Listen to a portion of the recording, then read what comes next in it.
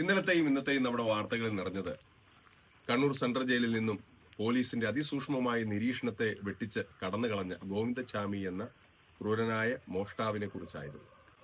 ശരീരത്തിന്റെ ഭാരം കുറച്ച് ജയിലഴികൾ അറുത്ത് വലിയ മതിലുകൾ ചാടി കണ്ണൂരിൽ അദ്ദേഹം രക്ഷപ്പെടാൻ ശ്രമം നടത്തി. എന്നാൽ വിദഗ്ധമായ നിരീക്ഷണങ്ങൾക്കൊടുവിൽ പോലീസിന്റെ പിടിയിലാകുകയും ചെയ്തു.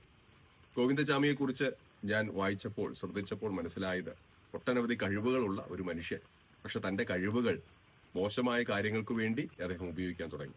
പ്രിയപ്പെട്ടവരെ, നമുക്കും നിരവധി കഴിവുകളുണ്ട്. എന്നാൽ നല്ല കാര്യത്തിന് വേണ്ടിയാണോ, സമൂഹത്തിന്റെ നന്മയ്ക്ക് വേണ്ടിയാണോ നാം ഉപയോഗിക്കുന്നത്? നമുക്ക് ആളുകളെ തകർക്കുന്ന ഒരു പേനയാകാം, ആളുകളെ ഉയർത്തുന്ന ഒരു പേനയാകാം, ആളുകൾക്ക് വെളിച്ചം കൊടുക്കുന്ന അന്ധകാരത്തെ മാറ്റുന്ന ഒരു വെളിച്ചമാകാം, വലിയ കാടിനെ കത്തിക്കുന്ന തീയായി മാറാം, ആളുകൾക്ക് ശല്യമാകുന്ന ഒരു ചാരമാകാം. എന്നാൽ ആ ചാരം മാറ്റി അതിന്റെ ഉള്ളിൽ നിന്ന് ആളുകളെ ഉണർത്തുന്ന ഒരു കനലായി നമുക്ക് മാറാൻ കഴിയും.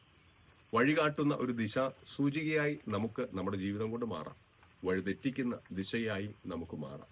പ്രിയപ്പെട്ടവരെ, ഇന്ന് തീരുമാനിക്കുക, നമ്മുടെ കഴിവ് എന്തിനു വേണ്ടിയാണ് ഉപയോഗിക്കേണ്ടത്?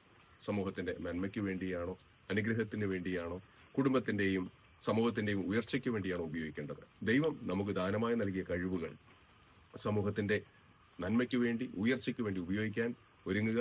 ഇന്ന് ദൈവം നൽകിയ കഴിവുകളെ ഓർത്ത് ദൈവത്തിന് നന്ദി പറഞ്ഞ് തുടങ്ങുക. God bless you.